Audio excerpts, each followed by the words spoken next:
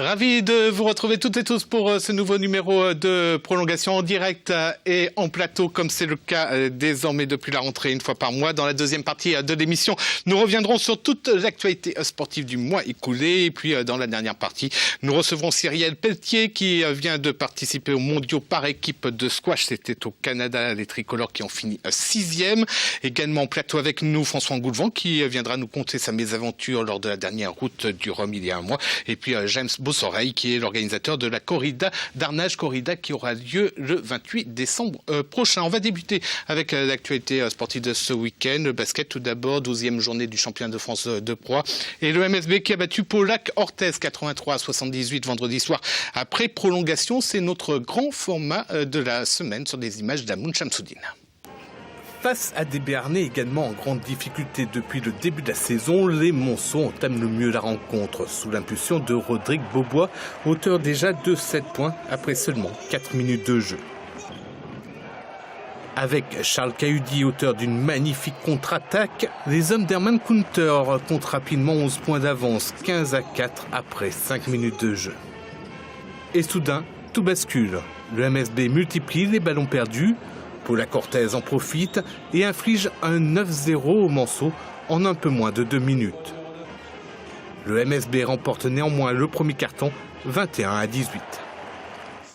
On était bien au début, on a coupé les lignes de passe, on a mis un peu de pression sur le ballon, on a mis un petit peu. Après, on s'arrête. Maladroit à 3 points lors de la première période, les Béarnais parviennent à régler le tir. Simonovic fait mouche à 2 reprises, coup sur coup. Denave lui fait fructifier une belle balle de contre. Et voilà Pau qui inverse la tendance et compte 8 points d'avance à la 15e minute de jeu, 35-27. Le MSB tente de réagir avec notamment Daniel Ewing, auteur d'une défense remarquable face à Driss. Une action qui malheureusement n'empêche pas ses coéquipiers de regagner les vestiaires avec 6 points de retard, 43-37. De retour sur le parquet, Charles Cahudi sonne la révolte. Il inscrit 2 tirs à 3 points, les 2 premiers de son équipe depuis le début de la rencontre, et égalise 45 partout à la 24e minute de jeu. Mais une nouvelle fois, le MSB multiplie les maladresses. 3 ballons perdus en moins d'1 minute, c'est énorme. Mais heureusement, Paulac Orthez ne parvient pas à faire fructifier ses précieux ballons.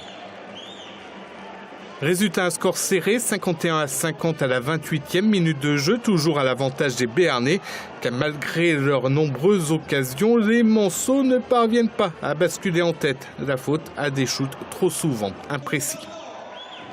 Et c'est avec 6 points de retard que le MSB aborde la dernière période. Cet écart se stabilise jusqu'à la 36e minute et c'est alors que débute le festival Antoinetto. Il enquille 3 tirs à 3 points consécutifs et permet ainsi à son équipe de basculer enfin en tête, 71-68. Il ne reste qu'une minute à jouer.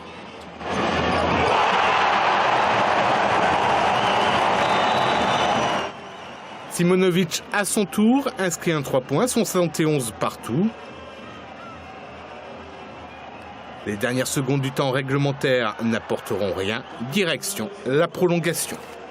On fait vraisemblablement des mauvais choix sur la fin du temps réglementaire. Là, il faut aller provoquer des fautes. Bon, même si elles ne sont pas sifflées, mais sur ces balles de match, quand même, je crois qu'une percussion sur une situation large est mieux qu'un tir extérieur, quoi. Parce que le tir à 3 points, il peut tuer le match définitivement, mais on se donne beaucoup plus de chances d'aller à la corne, d'aller sur le panier facile. Bon, ça siffle pas, mais au moins on a des chances supérieures en tir à 3 points où on sait que le pourcentage est faible. Une prolongation à l'avantage des Monceaux. Mention spéciale à Petre Corneli, lancé dans le grand bain au vu des nombreux blessés Monceaux. Peter a fait un bon boulot sur Robinson. Enfin, il se prend 2-3 paniers dès qu'il rentre et derrière, il a réussi un peu à l'embêter, prendre un ou 2 rebonds. Il était sur le terrain à la fin du match. Ouais. Donc ça veut dire qu'il a sa place, il l'a mérité. Beaubois et Inierski permettent à leurs coéquipiers de compter 7 points d'avance, 81-74, à l'abord de la dernière minute de jeu. Paula Cortez ne reviendra pas. Le MSB s'impose au final 83-78. C'est vraiment frustrant parce que c'est vraiment encore sur le 4e quart-temps et ensuite sur la prolongation où on s'écroule. On s'écroule par manque de lucidité et un manque de discipline encore.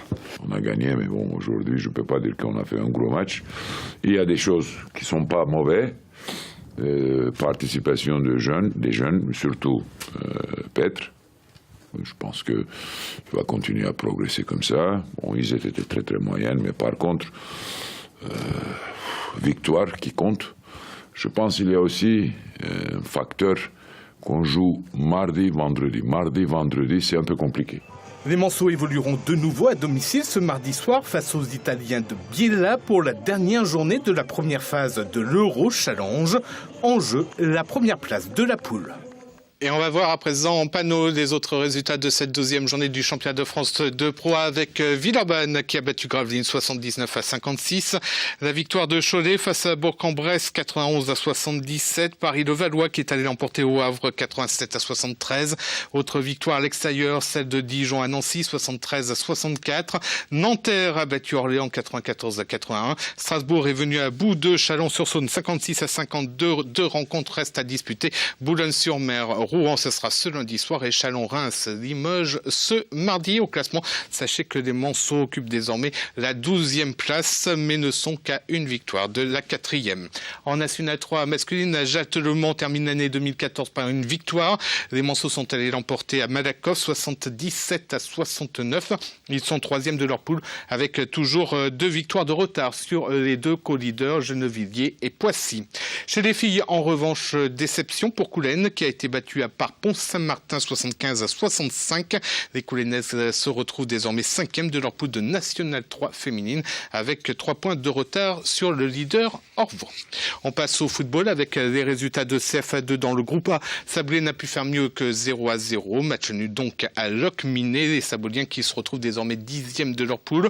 Une poule très serrée puisque 6 points seulement séparent la 2e place de la 12e. La 2e place peut être synonyme de montée, la 12e synonyme de relégation. Dans le groupe B, victoire du Mans SC face à Cholet 1-0 avec un but de Grégory Cerdan à la 47e minute de jeu. Grâce à cette victoire, les Monceaux remontent à la 4e place de leur poule. Et puis on disputait le premier tour de la Coupe de France féminine ce week-end.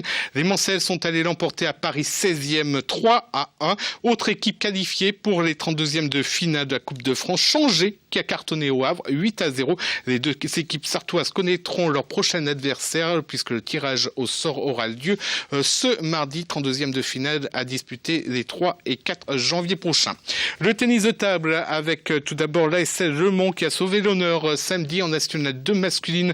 Les Manceaux sont allés l'emporter 8-3 à Royan. Ils terminent 7e et avant-dernier de leur poule. Ils évolueront donc en National 3 masculine dès le mois prochain pour la 2e phase de la saison. Et puis en National 3 masculine, l'autre club Manceau, la SGM, a été tenu en échec face au Havre 7-partout. Les Manceaux terminent néanmoins invaincus cette première partie de la saison. Premier de leur poule, ils évolueront donc dès le mois de janvier en National 2 masculine. Je vous propose d'écouter Jean-Pierre Hélin, c'est le président de la SGM tennis de table. C'était super sympa cette phase parce que là, 7-7 aujourd'hui, match, on s'en doutait très très dur. Pour nous, c'était en début de saison, c'était les favoris de la poule. Ils ont fait un faux pas contre Cabourg et contre Levallois, heureusement pour nous. Et on a préféré assurer sur Lille la semaine dernière. Comme ça, c'est bien. Mais bon, là, on a vu du spectacle, pas mal de spectateurs et une salle bien vivante. Ça c'est positif. Alors maintenant, c'est la Nationale 2 avec le mois de janvier. Ça débutera en janvier, mi-janvier. Qu'est-ce qu'on espère pour cette Nationale, cette 2e phase ? On espère toujours. L'objectif, c'est le maintien. Malheureusement, Simon Hélin ne sera pas remis, je pense pas. Même s'il est remis, il n'a pas d'entraînement, il n'aura pas le niveau. Donc, on va faire confiance à notre duo de tête qui a bien fonctionné en première phase, puisque ils ont assuré un maximum. Les doubles, c'est important, il va falloir qu'on les travaille énormément. Et bon, il y a Brian qui a bien progressé. Là, il a encore prouvé qu'il pouvait passer. Il manque encore ce petit truc qui manque de confiance ou trop confiant par moment, je pense. Mais et puis Valentin qui est junior et qui prouve qu'il peut encore gagner des matchs. Mais c'est sûr qu'en N2, ça sera chaud. Et en janvier, nous retrouverons peut-être pas 2, mais 4 équipes sartoises au niveau national. L'équipe réserve de l'ASL vient en effet elle aussi de décrocher son ticket pour la Nationale 3 masculine. Et Arnage va devoir disputer un barrage pour connaître le même sort. Les explications de notre consultant tennis de table sur LMTV, Antoine Luong. Pour commencer, bonne nouvelle de Montrevaux, c'est une petite commune du 49. L'équipe 2 de la selle qui est partie pour réaliser l'exploit, et l'exploit a été réalisé. Ils ont battu les locaux sur le score de 13-1, ils sont en national. En résumé, la deuxième phase en Sarthe, on a une équipe en N2 avec la GM et 2 équipes en N3 avec la selle. En attendant peut-être une troisième équipe avec le barrage de Arnage. Alors, 2 équipes de National 3 pour l'ASL, évidemment, elles n'ont pas joué dans la même poule. Heureusement, ce n'est pas dans la même poule et peut-être c'est la première fois depuis bien longtemps. Je n'ai pas eu le temps de feuilleter les archives, mais ça fait très très longtemps. Je me rappelle, les équipes filles, on a 2 équipes filles en N2 féminine, il y a une dizaine d'années, mais l'équipe garçon, peut-être c'est la première fois. Je ne suis pas sûr, mais voilà, c'est une bonne nouvelle pour le club, quoi. Et donc, concernant Arnage, il y aura ce fameux match de barrage. Voilà. Est-ce qu'ils ont des chances ? Pour le moment, quand ce n'est pas joué, on a des chances. Mais le problème, comme la deuxième de la poule B, c'est de la poule ASL, c'est la Romagne. Avec des clubs pro, ils ont des effectifs pléthoriques, ils peuvent vous sortir 1 ou 2 numérotés qui n'ont pas joué depuis le début de la saison. Et là, ça va être chaud pour Arnage. Bon, wait and see, quoi. Ouais, en effet. Allez, on va enchaîner avec le volley en National 3 masculine. Le 10 Mamers s'affrontait Saint-Avertin ce dimanche après-midi. Les Sartois se sont malheureusement une nouvelle fois inclinés, et ce en 4-7 à résumer. En recevant Saint-Avertin, 6e de la poule, le 10 Mamers avait à cœur de finir l'année 2014 en beauté, qui plus est devant son public, et mettre ainsi un terme à 2 mois sans victoire. Les Mamertins n'ont en effet remporté qu'un seul set au cours de leurs 5 dernières rencontres. Cette confrontation face aux Tourangeaux débute de la manière la plus serrée qu'il soit. Les échanges sont très disputés et aucune des 2 équipes ne parvient à prendre un véritable ascendant sur l'autre. Résultat, des égalités qui s'enchaînent. Saint-Avertin se procure malgré tout 4 balles de 7, à chaque fois sauvées par le 10 Mamers. Mais la 5e leur est fatale. Saint-Avertin remporte le premier set après 29 minutes de jeu, 29-27. Sans doute est-ce un coup de massue sur la tête des Sartois. Avec une meilleure qualité de service et une défense bien en place, les visiteurs effectuent en effet un set à sens unique. Ils infligent un 10-0 au Mamertin et mènent ainsi 13-5. Le retour des locaux est dès lors mission impossible et Saint-Avertin remporte le 2e set en à peine plus de 20 minutes. Mené 2-0, on voit mal comment le 10 Mamers peut revenir dans la partie et parvenir à inverser la tendance. Et pourtant, bien que mené de 4 points dès le début de la 3e manche, les Mamertins reviennent au score et basculent en tête 10-9. Les coéquipiers de Sébastien Dagron durcissent alors leur jeu et ne lâchent plus rien. Ils creusent l'écart pour compter jusqu'à 7 longueurs d'avance, 21-14. L'issue du set ne laisse planer alors aucun doute. Le 10 Mamers l'emporte 25-16. Revigorés par l'obtention de ce set, les Sartois se montrent de plus en plus entreprenants. Ils parviennent rapidement à breaker 13-9, écart stabilisé jusqu'à 19-16. Mais Saint-Avertin réagit et parvient à égaliser 21 partout. Pire, les visiteurs se créent une première balle de match, sauvée par le 10, avant de conclure sur la 2e 26-24. Le 10 Mamers s'incline après 1h43 de jeu. De gros regrets là, sur le 4e set, on mène 23-21. 3 block-out en face, c'est vrai que c'est cruel, on y croyait. Belle réaction après le 2e set où on se fait un peu atomiser si je puis dire, et puis après c'est dur parce que 0 points aujourd'hui encore une fois contre une équipe de notre niveau a priori. Et au classement de cette Nationale 3 masculine, les Mamertins se retrouvent désormais lanterne rouge, reprise du championnat dans un mois. Des résultats de hand à présent avec en National 2 féminine la nouvelle défaite du CSC Le Mans à Gagny 35-22. Les cheminotes restent lanterne rouge avec toujours 0 victoire au compteur. Elles comptent 7 points de retard sur l'avant-dernier de la poule, l'équipe de Dreux. En National 3 féminine, l'Entente Conneré-Vibré s'est inclinée chez le leader Montcoutan 27-23. Le CV se retrouve désormais 8e de sa poule avec 17 points, c'est-à-dire 3 victoires, 1 nul et 6 défaites depuis le début de la saison.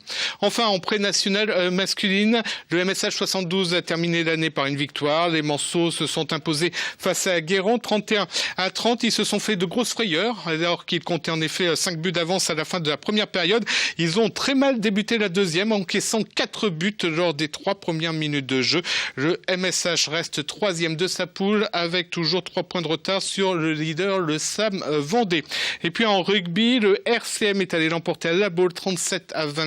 Les Monceaux sont toujours 3e de leur poule avec 10 points de retard sur le leader Cholet. On marque une courte pause, on se retrouve dans un instant.